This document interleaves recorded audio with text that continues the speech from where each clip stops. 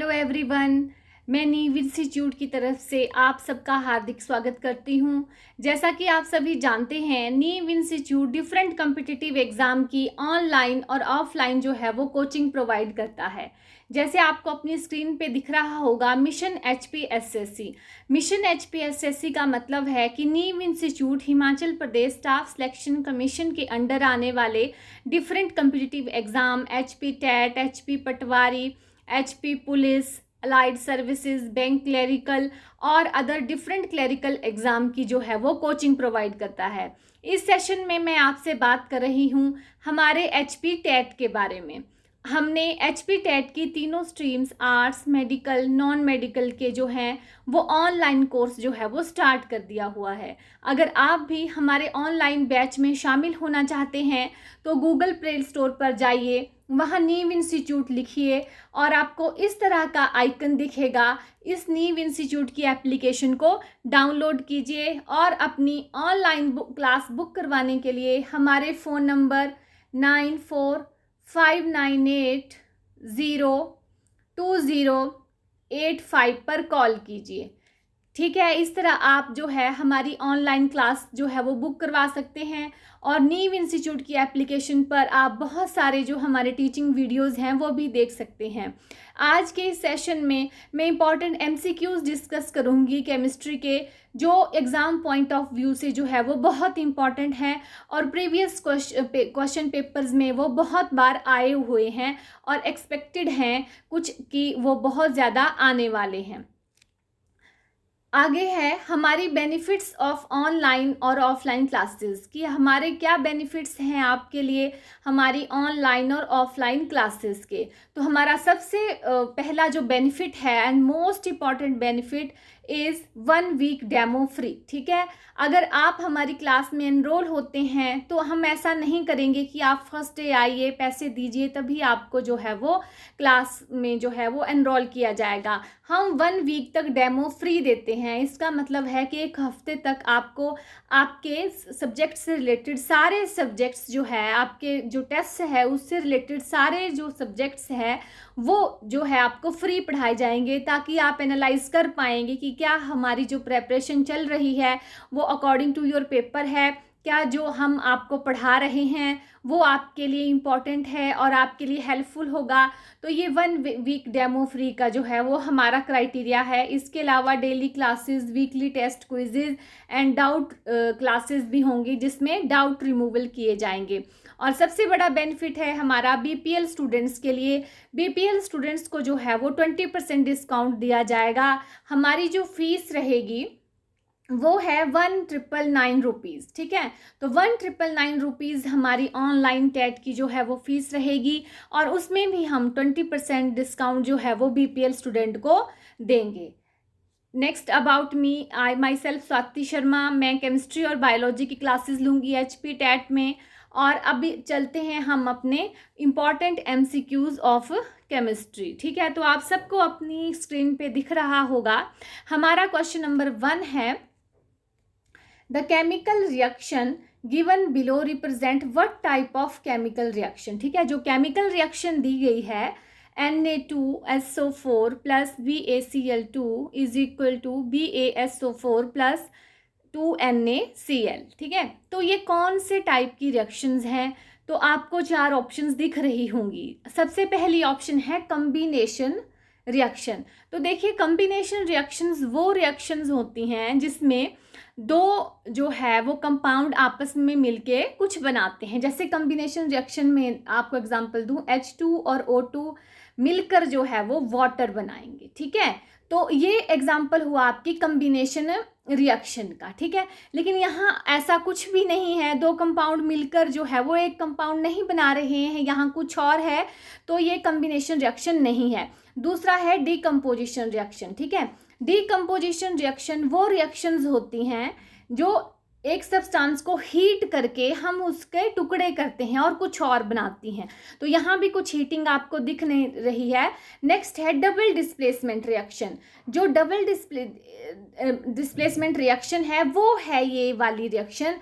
क्यों? क्योंकि यहाँ पे क्या हो रहा है, सोडियम सल्फेट है, बेरियम क्लोराइड है, वो मिलकर बना रहे हैं बेरियम सल्फेट और सोडियम क्लोराइड। ये डबल डिस्प्लेसमेंट रिएक्शन क्यों है? क्योंकि अगर यहाँ पे सिंगल डिस्प्लेसमेंट होती तो ये डिस्प्लेसमेंट रिएक्शन होती, लेकिन ये जो है यहाँ पे सिंगल डिस्प्लेसमेंट नहीं हो रही है, यहाँ पे डबल डिस्प्लेसमेंट हो रही है। आप देख रहे हैं जो सोडियम है वो क्लोरीन के साथ मिलकर सोडियम क्लोराइड बना रहा है, बेरियम को जो है वो डिस्प्लेस कर रहा है, बेरियम जो है वो सल्फेट के साथ मिलकर बेरियम सल्फेट बना रहा है और सोडियम को डिस्प्लेस कर रहा है।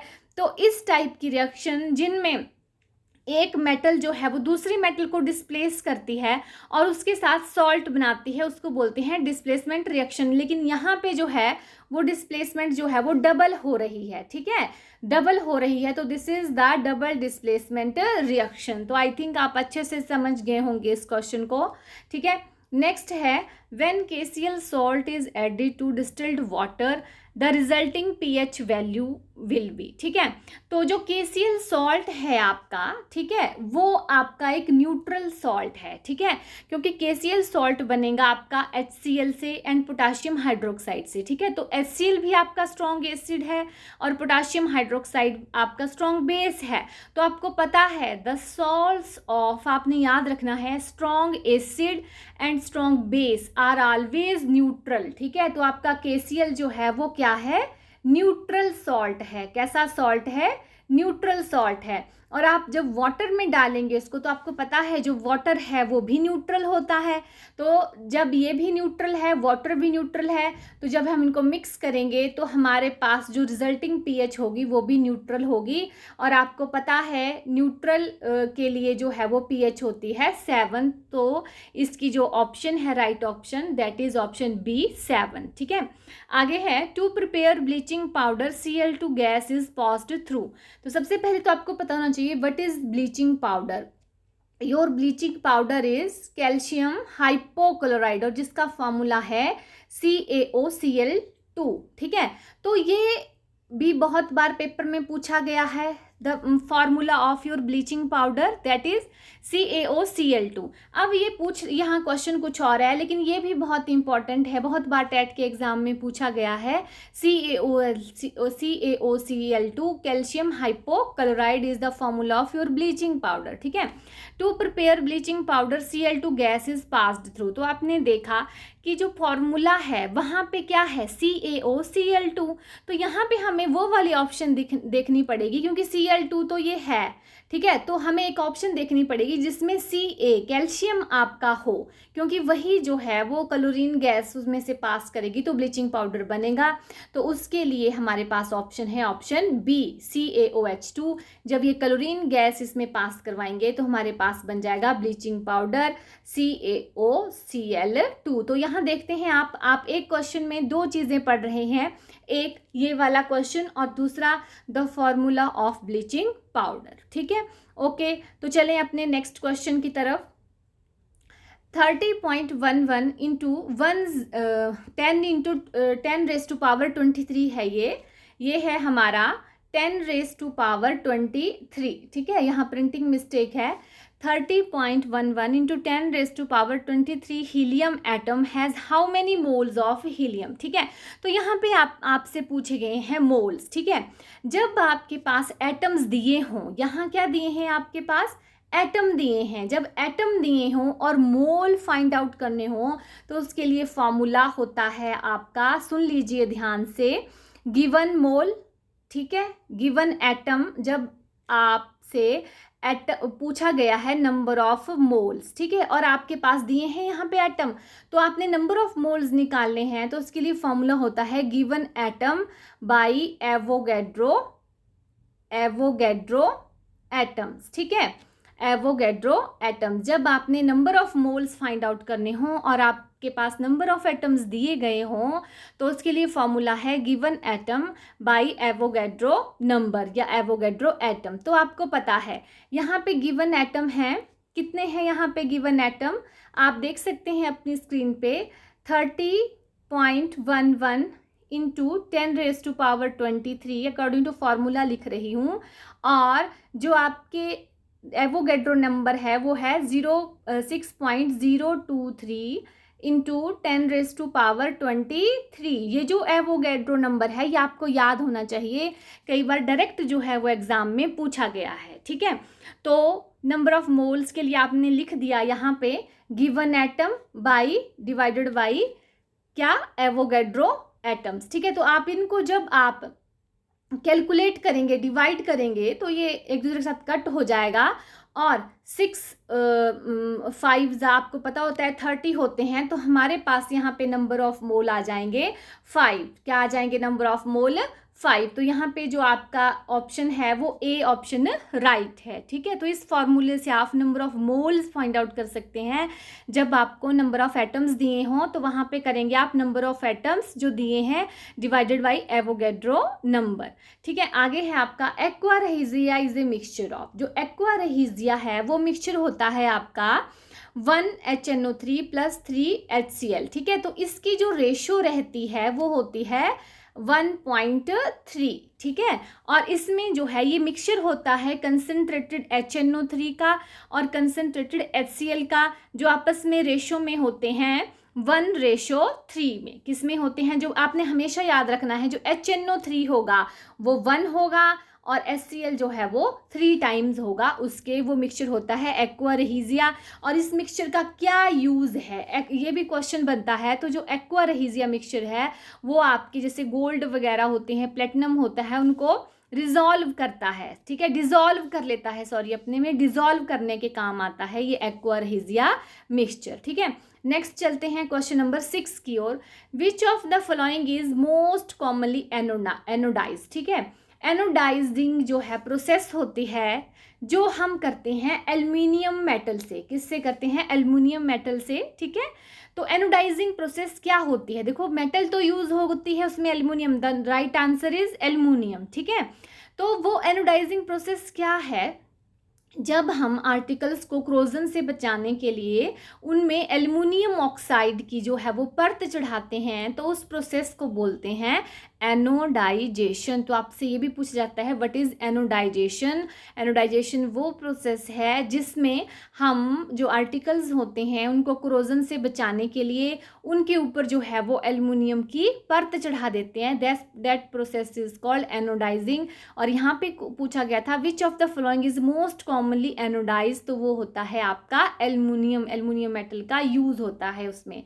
Next question number 7, which of the following reaction is thermite reaction. देखो थर्मिट रिएक्शन का सबसे पहले मैं आपको यूज बताऊं तो थर्मिट रिएक्शन आपकी यूज होती है, जो रेलवे ट्रैक्स होते हैं वो टूट गए होते हैं, तो उनको जोड़ने के लिए जो है वो थर्मिट प्रोसेस या थर्मिट रिएक्शन का यूज होता है। तो आप देखते हैं यहाँ पे डिफरेंट ऑप्शंस हैं, आपको याद रखना है कि थर्मिट प्रोसेस किस में होती है। थर्मिट प्रोसेस होती है आपके ये फेरिक ऑक्साइड में Fe2O3 और एल्युमिनियम में। जब आपके फेरिक ऑक्साइड या आयरन ऑक्साइड इसको बोलते हैं, आपने याद रखना है, सिर्फ ये चीज़ याद रखनी है, तो reaction of iron oxide with aluminium जो यहाँ पे रिजल्ट है ये आता है, फिर आयरन और एल्युमिनियम ऑक्साइड बनता है और हीट रिलीज होती है जो जोड़ने के काम आती है रेलवे ट्रैक्स को, ठीक है।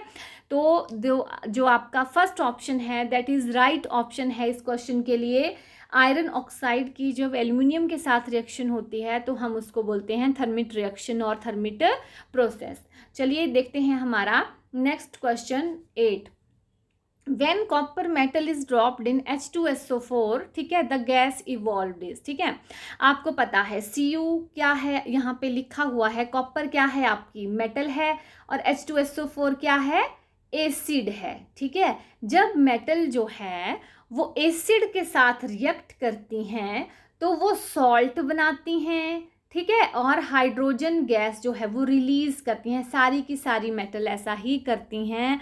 मेटल जो है वो एसिड के साथ H2SO4 एसिड है उसके साथ मिलकर सॉल्ट बनाती हैं और हाइड्रोजन गैस रिलीज करती हैं। तो यहाँ पे सॉल्ट बन गया CuSO4 कॉपर सल्फेट और हाइड्रोजन गैस जो है वो रिलीज हो गई। तो इसका क्वेश्चन का राइट आंसर है ऑप्शन ए, कि Cu metal is dropped in H2SO4, the gas evolved is hydrogen. Next question है हमारा जो आपको दिख रहा है आपकी स्क्रीन पे, विच ऑर्गेनिक कंपाउंड है स्वीट स्मेल। ठीक है, तो जो एस्टर्स होते हैं आपके, उनकी स्वीट जो है वो स्मेल होती है। यहाँ जो है वो ऑप्शन डी इसका राइट आंसर है। और एक बात और बता दूं मैं एस्टर्स के बारे में आपको, ये क्वेश्चन इस तरह भी पूछा जाता है कि जो फ्रूट्स होते हैं, डिफरेंट फ्रूट्स, जैसे आजकल मैंगो है, गवावा आप खाते हैं, एप्पल, तो उनकी जो स्मेल होती है वो किस कारण होती है, किस ऑर्गेनिक कंपाउंड के कारण होती है।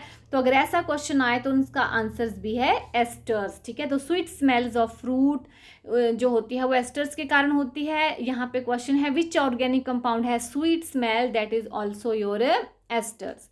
नेक्स्ट है हमारा क्वेश्चन नंबर 9 हो गया। अब ये है 10। The first organic compound prepared in the lab was, जो सबसे पहला ऑर्गेनिक कंपाउंड जो था वो लैब में बनाया गया था, मुझे लगता है आप सबको पता होगा, that is urea, that is urea. And according to Boyle's law, हमारा 11th क्वेश्चन है अकॉर्डिंग टू बॉयल्स लॉ, कि बॉयल्स लॉ क्या बोलता है। तो बॉयल्स लॉ की स्टेटमेंट है कि volume is inversely proportional to pressure at constant temperature. जब हम टेम्परेचर कांस्टेंट रखते हैं तो वॉल्यूम जो है वो इन्वर्सली प्रोपोर्शनल होती है प्रेशर के। ठीक है, तो इसके अकॉर्डिंग, बॉयल्स लॉ के अकॉर्डिंग जो ऑप्शन ए है आपकी, दैट इज राइट। तो आपने ये लॉ का जो है वो स्टेटमेंट अच्छे से पढ़नी है कि volume is indirectly proportional to pressure at constant temperature. तो ऑप्शन ए जो है वो राइट ऑप्शन है। ठीक है, नेक्स्ट है आपका मीसल्स आर। ठीक है, तो पहले तो पता होना चाहिए कि जो मीसल्स हैं वो होते क्या हैं। ये एक प्रकार के कोलाइड होते हैं। ठीक है, और मीसल्स कोलाइड्स होते हैं आपके लिपिड्स के और फैटी एसिड्स के, जो स्फेरिकल शेप बनाते हैं आपके वाटर में। ठीक है, तो मीसल्स होते हैं आपके एसोसिएटेड कोलाइड्स, और मीसल्स होते हैं आपके लिपिड्स और जो होता है फैटी एसिड्स। ठीक है, उसके कोलाइड होते हैं जो स्फेरिकल शेप बनाते हैं आपके वाटर में। ठीक है, तो ये एक प्रकार का एग्जांपल है एसोसिएटेड कोलाइड्स का। ठीक है, तो option B is the right answer. Next है 13 number question, which is the most suitable method to protect the frying pan from corrosion. ठीक है, फ्राइंग पैन को क्रोजन से बचाने के लिए कौन सा मेथड जो है वो सबसे सूटेबल है। तो ऑप्शन ए है अप्लाइंग ग्रीस। ठीक है, ये भी सही है, हम ग्रीस भी अप्लाई करते हैं। अप्लाइंग पेंट, यस, पेंट भी अप्लाई कर सकते हैं, लेकिन आप देखेंगे जब ग्रीस और पेंट अप्लाई करेंगे तो वो जल्दी छूट जाएंगे। ठीक है, तो उसके लिए क्रोजन से बचाने के लिए मोस्ट फेमस जो प्रोसेस है that is galvanized by zinc. ठीक है, तो वैसे तो सब ऑप्शंस ठीक हैं, लेकिन अगर आपसे मोस्ट सूटेबल ऑप्शन पूछी है that is galvanized by zinc, क्योंकि क्रोजन से बचने के लिए सबसे बेस्ट ऑप्शन यही है, गैल्वेनाइजेशन बाय जिंक। अब कई बार ये पूछा जाता है कि गैल्वेनाइजेशन में हम कौन सी मेटल यूज करते हैं, तो in galvanization process we use the zinc metal, ये भी क्वेश्चन बनता है। ठीक है, गैल्वेनाइजेशन में हम जिंक मेटल यूज करते हैं, और यहाँ इस क्वेश्चन के अकॉर्डिंग जो आपका राइट आंसर है वो है गैल्वेनाइज्ड बाय जिंक। तो चलिए चलते हैं अपने नेक्स्ट जो क्वेश्चन नंबर 14 है, विच one is not an allotrope of carbon. ठीक है, तो इसके लिए सबसे पहले पता होना चाहिए व्हाट आर एलोट्रॉप्स। ठीक है, जो आपका कार्बन है वो डिफरेंट जो है वो क्रिस्टलाइन फॉर्म में जो है वो पाया जाता है। किस फॉर्म में पाया जाता है, बहुत सारी क्रिस्टलाइन फॉर्म में। ठीक है, तो अगर एलोट्रॉप की बात करें तो डायमंड भी जो है वो एलोट्रॉप है कार्बन का, और ये हार्डेस्ट सब्सटेंस नोन है। देखिए एक क्वेश्चन के अंदर बहुत सारे क्वेश्चन बनते हैं। डायमंड जो है वो हार्डेस्ट सब्सटेंस है। ठीक है, नोन है। दूसरा है हमारा ग्रेफाइट भी जो कार्बन का एलोट्रॉप है, it is a good conductor of heat and electricity. आप देख सकते हैं, ये भी आता है पेपर में कि according to allotropes of carbon which one is a good conductor of heat, that is your graphite, and hardest allotrope of carbon is diamond. And जो बकमिंस्टर फुलरिन है that is also an allotrope of carbon. ये Buckminster fullerene जो था ये नाम दिया गया था एक साइंटिस्ट के नाम के अकॉर्डिंग, जिन्होंने इसको डिस्कवर किया था कि ये भी जो है वो कार्बन का एलोट्रॉप है। तो ये तीनों जो हैं बकमिंस्टर फुलरिन, डायमंड, ग्रेफाइट, मैंने इनके बारे में बता दिया। इनसे रिलेटेड और भी बहुत सारे क्वेश्चंस बनते थे, वो भी बता दिए। तो इनमें से जो इस क्वेश्चन के अकॉर्डिंग देखें, which one is not an allotrope of carbon, तो कार्बन का एलोट्रॉप कौन नहीं है, तो दैट इज़ ब्यूटेन, क्योंकि एलोट्रॉप वो होते हैं जो कार्बन जो है वो क्रिस्टलाइन फॉर्म में जो है वो नेचर में मिलता है, तो वो मिलता है डायमंड, ग्रेफाइट और बकमिस्टर फुलरिन में, ठीक है। और जो ब्यूटेन है आपका, वो आपका एलोट्रॉप ऑफ कार्बन नहीं है, वो एक ऑर्गेनिक कंपाउंड है। नेक्स्ट है the relation between CP and CV for an ideal gas, ठीक है, कि CP और CV में आइडियल गैस के लिए क्या इक्वेशन है। तो पहले तो आपको पता होना चाहिए what is ideal gas equation, that is PV is equal to nRT। Your ideal gas equation is equal to is PV is equal to nRT। और CP होती है आपकी latent heat according to pressure, CV है आपकी latent heat according to volume. तो यहाँ पे जो है वो CP और CV का रिलेशन पूछा है फॉर एन आइडियल गैस, तो उसके लिए जो राइट ऑप्शन है वो है option A, CP minus CV is equal to R। तो आपने देखा कि जो क्वेश्चंस हैं वो डायरेक्ट भी पूछे जाते हैं, जैसे आपसे बॉयल्स लॉ का पूछा गया था, डायरेक्ट स्टेटमेंट से क्वेश्चन था, ठीक है। और CP और CV का आइडियल गैस के लिए जो था तो वो डायरेक्ट रिलेशन जो है वो पूछा गया था। तो आई थिंक ये जो थे क्वेश्चंस जो हमने किए वो आपके लिए बहुत हेल्पफुल होंगे आपके आने वाले टेट के एग्ज़ाम के लिए। आई होप आपको ये जो क्वेश्चंस हैं वो हेल्पफुल हों और आप इनको अच्छे से पढ़ें। Thank you. Have a nice day.